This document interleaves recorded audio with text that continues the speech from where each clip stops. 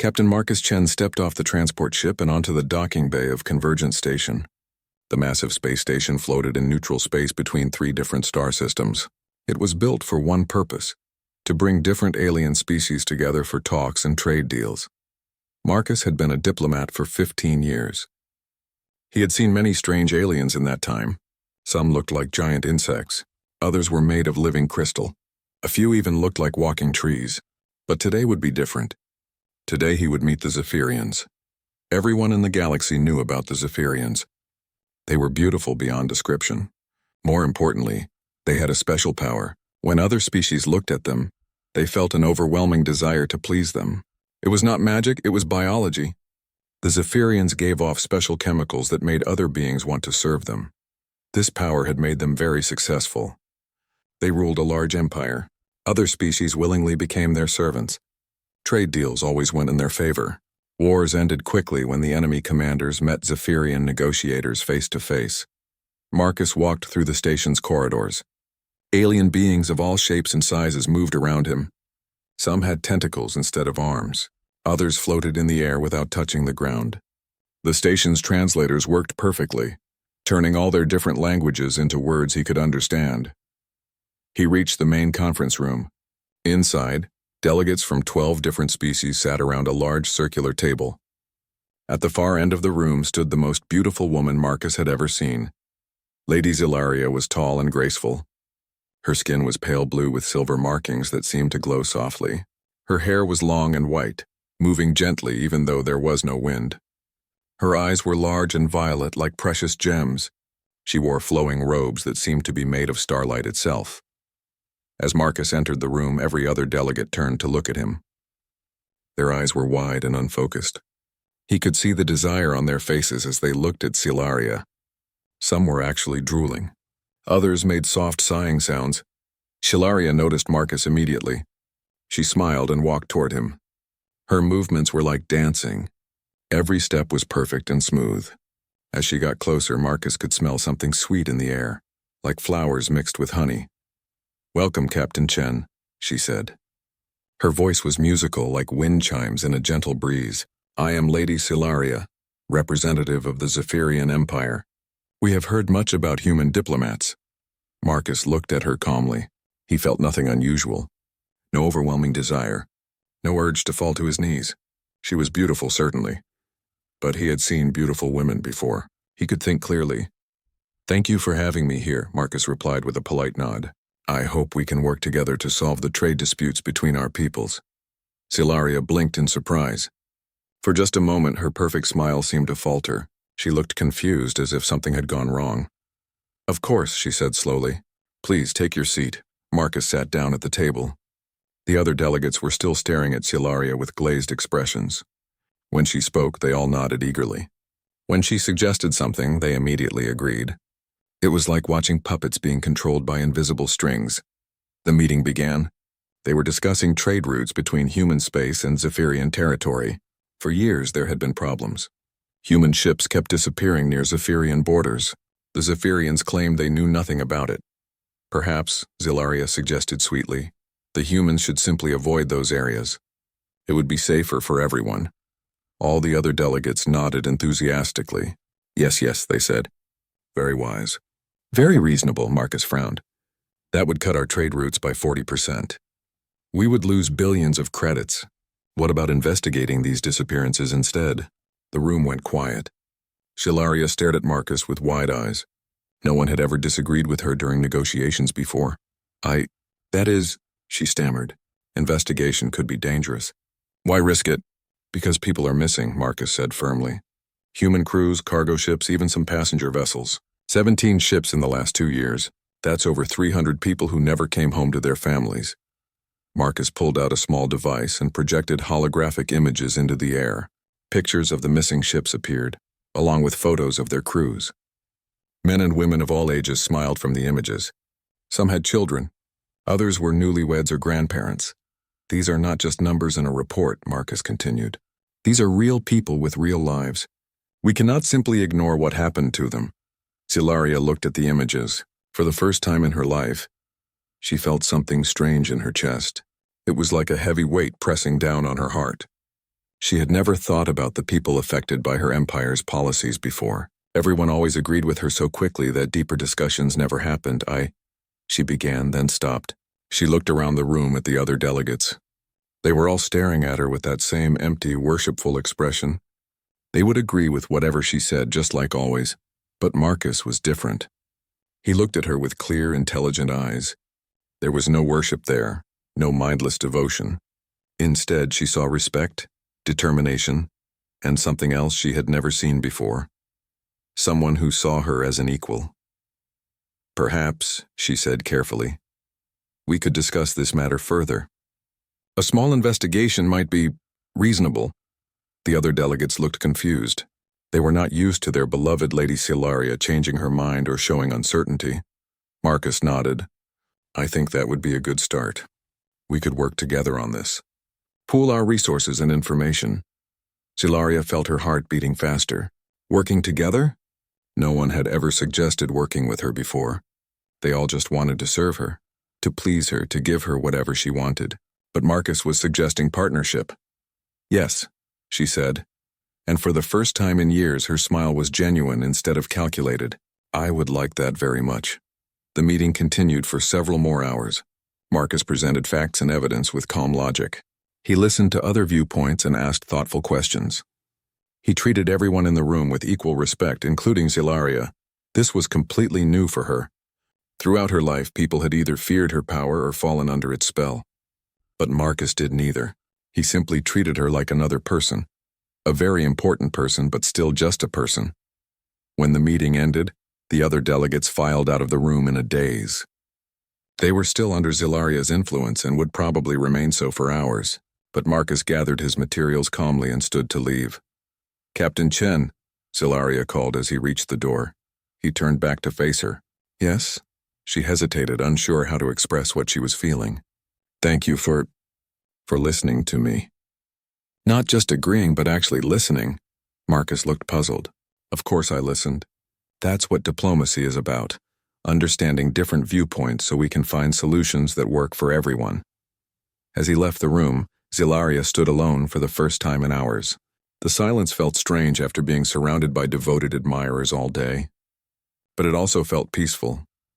For the first time in her life, someone had seen her as more than just a beautiful face with powerful abilities. Someone had valued her thoughts and opinions instead of just wanting to please her. She found herself looking forward to their next meeting. Zilaria could not sleep that night. She lay in her luxurious quarters aboard the station, staring at the ceiling. Her mind kept returning to Captain Marcus Chen and their strange meeting. She had used her abilities on thousands of beings over the years. Kings, generals, merchants, scientists, they all fell under her spell within minutes. But Marcus had looked at her with clear eyes and spoken his mind freely. It should have been impossible. The next morning, she called for her personal assistant, a small green alien named Vex who had served her family for decades. "Vex," she said, "what do you know about human biology?" Vex's large eyes blinked rapidly. "Very little, my lady. Humans are a young species. They only joined the galactic community 50 years ago. They are known for being stubborn. Stubborn how? They resist mental influence more than other species. Some say it is because their brains are more complex. Others believe it is because they are naturally suspicious of anything that seems too good to be true." Zilaria frowned. "Get me all the information you can find about humans. Medical reports, psychological studies, anything that might explain their resistance to our abilities." While Vex searched for information, Zilaria prepared for the second day of negotiations. She chose her most beautiful robes and practiced her most charming smile. But as she walked to the conference room, she realized something strange. She was not planning to use her powers on Marcus. She actually wanted to hear what he had to say. Marcus was already in the conference room when she arrived. He was studying a holographic map of the border region where the ships had disappeared. He looked up and smiled politely when she entered. "Good morning, Lady Zilaria. I hope you slept well." "Well enough," she replied, though it was not true. "What have you discovered?" Marcus pointed to several locations on the map. "I've been looking at the patrol patterns in this area. There's something interesting here. The disappearances all happened during the night cycle of the local star system, and they all occurred within a specific corridor of space." Zilaria moved closer to examine the map. As she did, she noticed that Marcus did not react to her presence the way others did. He did not lean toward her or breathe more deeply to catch her scent. He simply continued working. "This corridor," she said, pointing to the area he had highlighted, "it leads to an abandoned mining system. My people stopped working there years ago when the ore ran out. Abandoned by your people, perhaps, but someone might still be using it." Their eyes met across the holographic display. Silaria felt something flutter in her chest, a feeling she had never experienced before. It was like nervousness, but warmer. "You think pirates are hiding there," she said. "It would make sense. They attack ships, steal the cargo, and disappear into the old mining tunnels. The question is, are they working alone, or do they have help?" Silaria stiffened. "You think my government is involved?" "I think someone with access to Zephyrian patrol schedules is helping them. The attacks are too well timed to be random. Any other person who accused her empire of corruption would have felt her anger immediately. Her powers would have overwhelmed them with guilt and shame until they begged for forgiveness. But with Marcus, she found herself actually considering his words. "That is a serious accusation," she said carefully. "It's not an accusation. It's a possibility we need to investigate." The way he said it, calm and logical instead of fearful or demanding, made her realize he was right. If pirates were getting inside information, they needed to find the source. Over the next few hours, they worked together to analyze the data. Marcus showed her evidence patterns while she provided information about Zephyrian military procedures. It was the first time in her life that she had worked as an equal partner with someone. During a break, Vex appeared with the information she had requested about humans. "My lady," Vex whispered, "I have found some interesting facts about human psychology." Zilaria stepped away from Marcus to read the report. What she learned surprised her. Humans had evolved on a dangerous planet filled with predators and natural disasters. To survive, they had developed strong mental defenses against deception and manipulation. Their brains were wired to be suspicious of anything that seemed too perfect or too easy. More importantly, humans formed emotional bonds differently than most species. Where other beings might be overwhelmed by physical attraction or pheromone influence, humans needed intellectual and emotional connection to develop true feelings for someone. "Fascinating," Silaria murmured. "My lady?" Vex asked. "Nothing. Return to your duties." When she rejoined Marcus, she found herself studying him more carefully. His appearance was pleasant but not extraordinary by galactic standards. He was of average height with brown hair and dark eyes. His face showed lines of experience and intelligence. But there was something else, a strength of character that she found more attractive than any physical beauty. "Is everything all right?" Marcus asked, noticing her stare. "Yes, I was just thinking about what you said earlier, about the pirates needing inside help. They spent the rest of the day developing a plan to investigate the abandoned mining system. Marcus suggested a joint operation, human and Zephyrian ships working together. It was a bold idea that would require trust between their two species. As evening approached, the other delegates began to file out of the conference room. As always, they moved in a daze, still under Zilaria's influence from the day's meeting. But Marcus remained alert and focused. "We've made good progress today," he said, gathering his materials. "Yes, we have." Zilaria hesitated, then added, "Marcus, may I ask you something?" "Of course. Why don't you react to me the way others do?" "I am not fishing for compliments. I genuinely want to understand." Marcus considered the question seriously. "I suppose it's because I see you as a person first.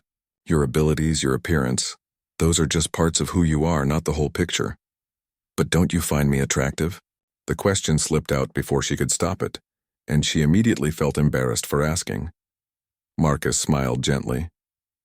"You're beautiful, certainly, but beauty without substance doesn't interest me much. I'm more attracted to intelligence, humor, kindness, the things that make someone worth knowing." Zilaria felt her heart race. No one had ever spoken to her this way before. Everyone always focused on her physical appeal or her power, but Marcus was talking about her mind, her personality. "And do you think I have those qualities?" she asked quietly. "I'm beginning to think you do. You've shown real concern for the missing people. You're willing to investigate corruption in your own government. You listen to different viewpoints. Those are the marks of someone worth knowing." That night, Silaria lay awake again. But this time it was not confusion keeping her from sleep. It was excitement.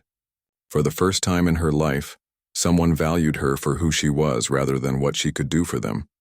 She was beginning to understand what the human emotion called love might feel like. And it was nothing like she had expected. 3 weeks had passed since the negotiations began.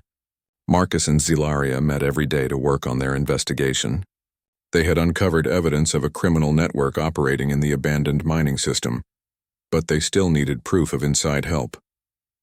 During this time, something had changed between them. Their conversations grew longer and more personal.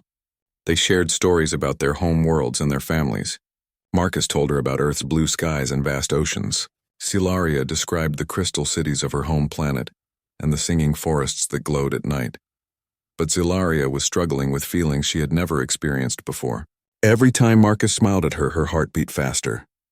When he complimented her ideas, she felt warm all over. When he looked at her with those intelligent dark eyes, she found it hard to concentrate on work. The problem was that she didn't know if these feelings were real. All her life, others had desired her because of her natural abilities. She had never learned to tell the difference between genuine attraction and biological manipulation. Now, for the first time, she was the one feeling attracted to someone else. On this particular morning, they were alone in a small conference room reviewing intelligence reports. The main negotiations had been suspended while they investigated the piracy issue. Marcus was explaining patterns in the attack data when Zilaria suddenly interrupted him. "Marcus, I need to tell you something." He looked up from the holographic displays. "What is it?" Zilaria took a deep breath. She had been practicing this conversation in her mind for days, but now that the moment was here, the words seemed stuck in her throat. This is difficult for me to say. In my culture, we don't usually discuss such things directly." Marcus set down his datapad and gave her his full attention. "You can tell me anything, Zilaria. We're partners in this investigation." "Partners," she repeated softly. "Yes, that's part of what I want to talk about. You see, I've never had a real partner before. Not in work, not in life. Everyone always just agrees with me. They do what I want before I even ask." "That must be lonely," Marcus said quietly. The simple understanding in his voice nearly broke her composure. "It is. I never realized how lonely until I met you. You're the first person who has ever treated me as an equal. The first person who has ever argued with me, challenged my ideas, made me think harder about important things." Marcus nodded. "Good relationships should challenge us to be better people." "Exactly. And that's what I want to tell you. I think I'm falling in love with you." The words hung in the air between them. Marcus's expression didn't change, but Zilaria could see him processing what she had said. "All my life," she continued, "others have wanted me, desired me, craved me, but it was never real. It was just my biology affecting their minds. I could have anyone I wanted, but I never wanted anyone back. Until now." She stood up and moved closer to him. "All others want me, but only you I crave, human. You're immune to my abilities, so I know that anything you feel would be genuine. And anything I feel for you, it's the first real emotion I've ever experienced." Marcus was quiet for a long moment. When he finally spoke, his voice was gentle but careful. "Zilaria, I'm honored that you trust me enough to share this. And I won't lie to you, I've developed feelings for you too. But we need to think about what this means." "What do you mean?" "We're representatives of our governments. This could complicate the negotiations. Some people might think we're compromised, that our personal feelings are affecting our judgment." Zilaria felt a stab of pain. "Are you rejecting me?" "No," Marcus said quickly. "I'm not rejecting you at all. I'm just saying we need to be careful. These feelings are new for both of us and they're happening in a very complicated situation." He stood and moved closer to her. "Can I tell you something about human culture?" She nodded. "We believe that love should be based on really knowing someone, not just their appearance or their abilities, but their character, their hopes and fears, their strengths and weaknesses. I think what we're feeling is the beginning of that kind of love, but we need time to be sure." Zilaria considered this. In Zephyrian culture, relationships were often decided quickly based on power and attraction. The idea of taking time to truly know someone was foreign to her, but it also felt right. "You want us to court each other? Is that the human term?" Marcus smiled. "That's exactly the right term. We take time to learn about each other without the pressure of politics or diplomacy getting in the way. But how can we do that here? We're surrounded by other delegates, security forces, diplomatic protocols. We find private moments, like this one. Marcus reached out and gently took her hand. We talk about things that matter to us. We share our real thoughts and feelings. The touch of his hand sent electricity through Zilaria's entire body, but it wasn't her powers affecting him, it was genuine human contact freely given. I want that, she whispered. I want to know everything about you. And I want you to know the real me, not the diplomatic mask I wear in public. Then let's start now. Tell me something about yourself that you've never told anyone else. Zilaria thought for a moment. When I was young, before my abilities fully developed, I wanted to be an artist. I loved to paint pictures of the singing forests on my home world. But once my powers manifested, my family said art was beneath someone of my station. I was meant for politics and diplomacy. Do you still paint? Sometimes in private. But I'm not very good anymore. I'd love to see your paintings sometime. The simple request made her heart soar. Really? You wouldn't think it was silly? I think it would be beautiful, just like the person who created it.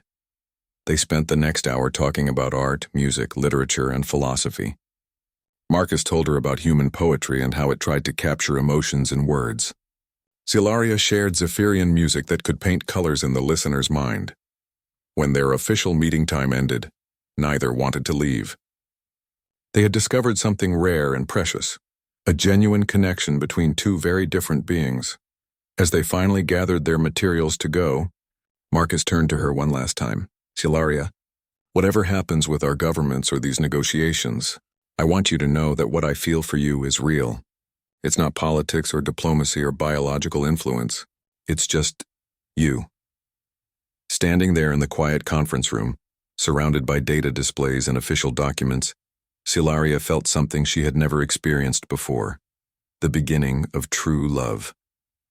And for the first time in her life, she was certain that someone loved her back for exactly who she was. But outside in the corridor, unknown to either of them, other forces were watching and planning. Not everyone was happy about the growing bond between the human diplomat and the Zephyrian ambassador. Some saw it as an opportunity, while others viewed it as a threat that needed to be eliminated. The morning started like any other, but Marcus could sense tension in the air as soon as he left his quarters. Security guards were posted at every corridor junction, and the usual chatter among the station's crew had been replaced by worried whispers. He found Zilaria in the main conference room, surrounded by her advisors. Her face was pale, and her usual confident demeanor seemed shaken. "What's happening?" Marcus asked as he approached. One of the Zephyrian advisors, a stern-faced man named Koleth, stepped between them. "Captain Chen, perhaps it would be better if you maintain some distance from Lady Zilaria today." "Why?" Marcus looked past Koleth to Zilaria. "What's going on?" Zilaria met his eyes, and he could see fear there. "Someone leaked information about our investigation to the press. But they also leaked other things." Marcus felt his stomach drop. "What kind of other things?" Koleth pulled out a small device and activated it. A holographic news report appeared in the air. The reporter was a blue-skinned alien with multiple eyes. Shocking revelations about the relationship between human diplomat Marcus Chen and Zephyrian ambassador Zilaria. Sources claim the two have been conducting a secret romance while negotiating crucial trade agreements. Critics from both species question whether their personal involvement has compromised their professional judgment. The report continued with speculation about whether humans could be trusted in negotiations, if they were susceptible to Zephyrian influence. It also suggested that Zilaria might be using her powers to manipulate human policy. Marcus watched in growing anger. "This is completely twisted. They're making it sound like you're controlling me or I'm betraying humanity." "The damage is already done," Koleth said coldly. "Both your government and ours are demanding explanations. Some are calling for new negotiators to be assigned."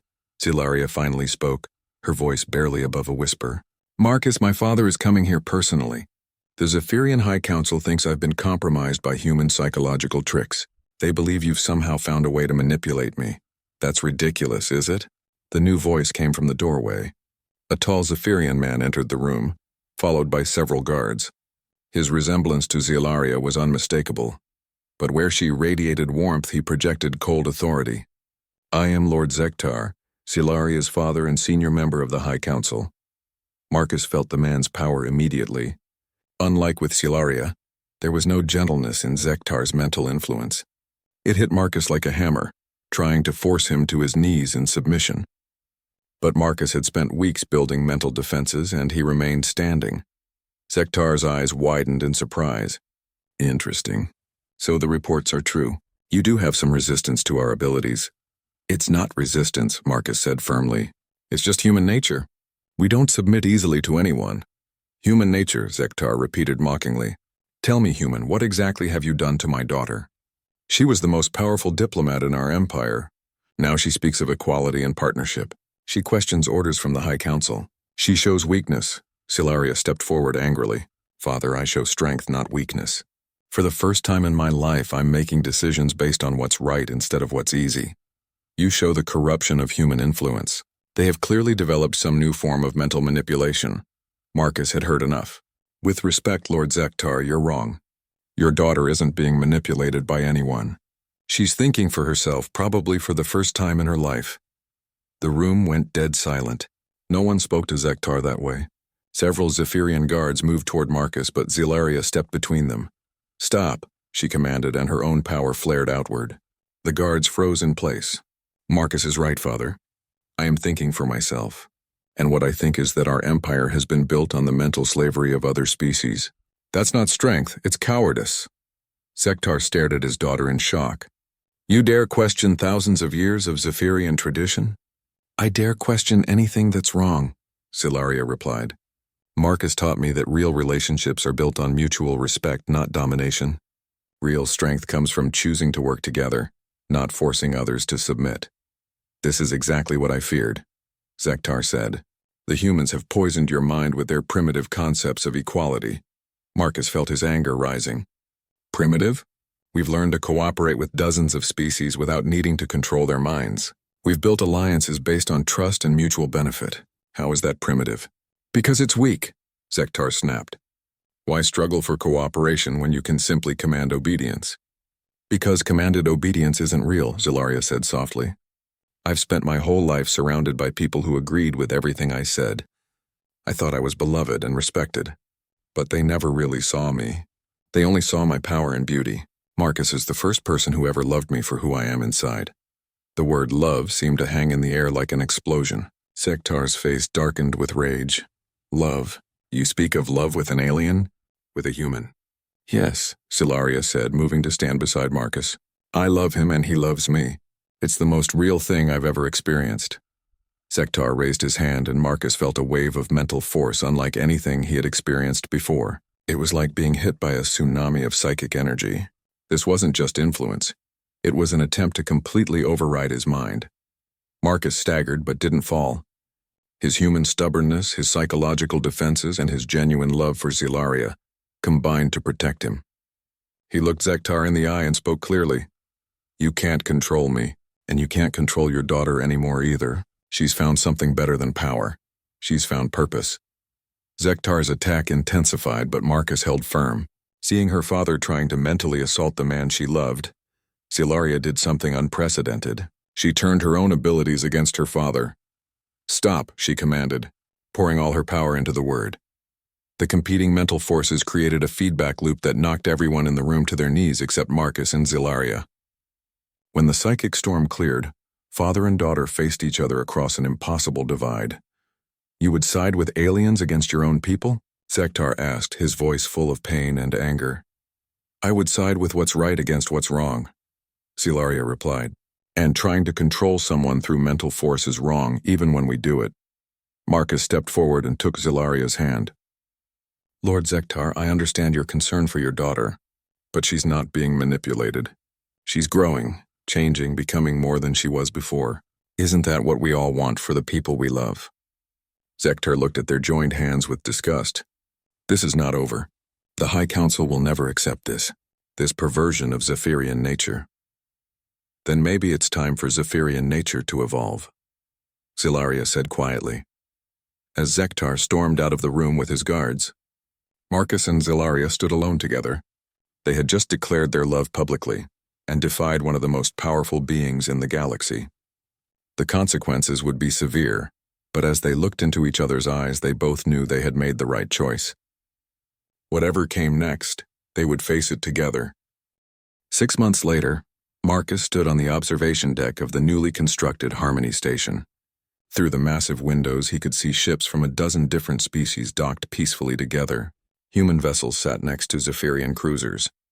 Trade ships from the crystal worlds floated alongside transports from the forest planets. It had been a difficult 6 months. After the confrontation with Zilaria's father, both their governments had initially tried to recall them. The human leadership worried that Marcus had been compromised.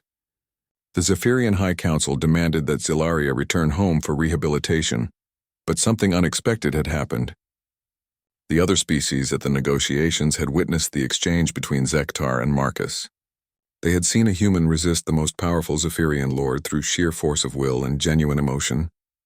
More importantly, they had seen Zilaria choose love and truth over power and tradition.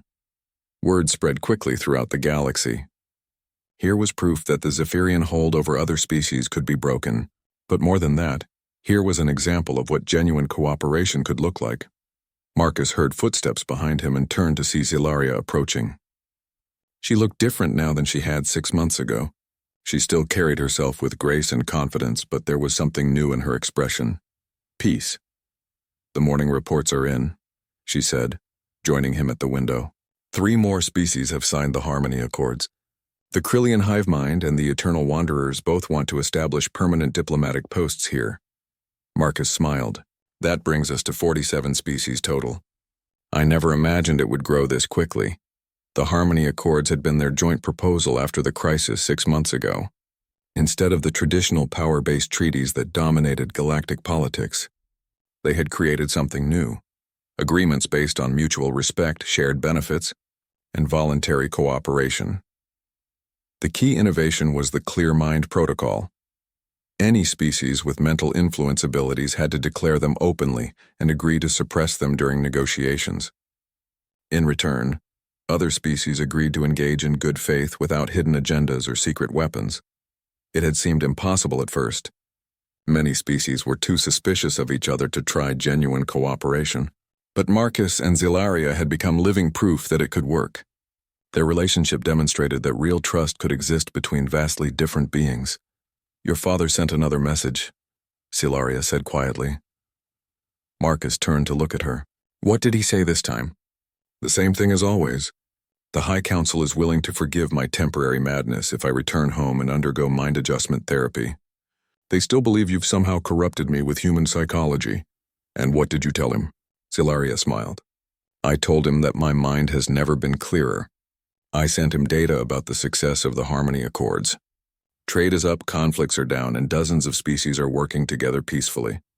I asked him which seems more successful, cooperation or domination. Did he respond? Not yet. But I did receive an interesting message from my sister. She said there are growing discussions on the homeworld about the Zilaria doctrine. Some of the younger Zephyrians are questioning whether our traditional methods are really the best way forward." Marcus felt a surge of hope. Change is always slow, but it does happen. "Speaking of change," Zilaria said, reaching into her robes, "I have something for you." She pulled out a small canvas, one of her paintings. It showed the singing forests of her home world, but it was different from her earlier work. Instead of the lonely, ethereal beauty she used to paint, this forest was full of life. Different creatures moved among the glowing trees, some that looked Zephyrian, others that were clearly human, and many that were completely alien. "It's beautiful," Marcus said, studying the intricate details. "But why are you giving it to me?" "Because you gave me something much more valuable," she replied. "You gave me the ability to see beauty and cooperation instead of just domination. Look at the painting. It's not about one species controlling the forest. It's about different beings living together in harmony." Marcus looked closer and realized she was right. The painting wasn't just pretty, it was a vision of the future they were trying to build. "Zilaria," he said carefully, "there's something I've been wanting to ask you." She turned to face him fully, and he was struck again by her beauty. But now he saw so much more than that. He saw her intelligence, her courage, her compassion, and her strength. In human culture, when two people love each other and want to spend their lives together, they make a formal commitment. We call it marriage. Shilaria's eyes widened. You want to bond with me? Permanently? If you'll have me. I know it would be the first human-Zephyrian marriage in history. I know it would be complicated politically, but I love you, and I want to build a future with you. Silaria was quiet for a long moment, and Marcus began to worry that he had misread the situation. Then she smiled, the radiant, genuine smile that he had fallen in love with. Marcus Chen, she said, 6 months ago you asked me what I wanted. I told you that all others want me, but only you I crave. That's still true. I want to marry you. I want to spend my life working beside you to build a galaxy where all beings can choose their own destinies.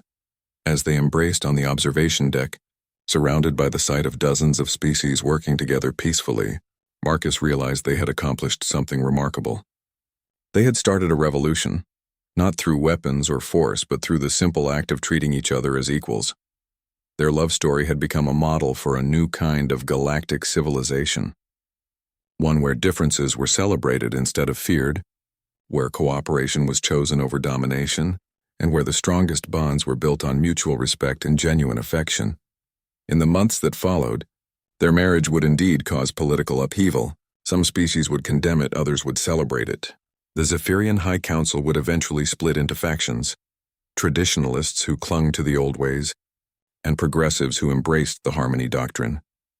But none of that mattered to Marcus and Zilaria as they stood together, watching the ships of 100 different worlds arrive at Harmony Station.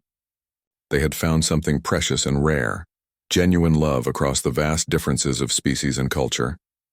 And in finding that love, they had shown the galaxy a new way forward. Years later, when historians wrote about the great transformation that changed galactic civilization from a collection of competing empires into a true cooperative community, they would point to many factors. Advanced technology, economic pressures, the discovery of new worlds. All of these played a role. But at the center of every account was the story of a human diplomat and a Zephyrian ambassador who chose love over power, understanding over control, and cooperation over domination. Their relationship had proved that the greatest strength came not from the ability to force others to submit, but from the courage to open one's heart to someone completely different. In the end, Zilaria had been right from the beginning. All others had wanted her, but only Marcus had she truly craved. And in that craving and that choice to love freely rather than command obedience, lay the seeds of a better galaxy for all beings.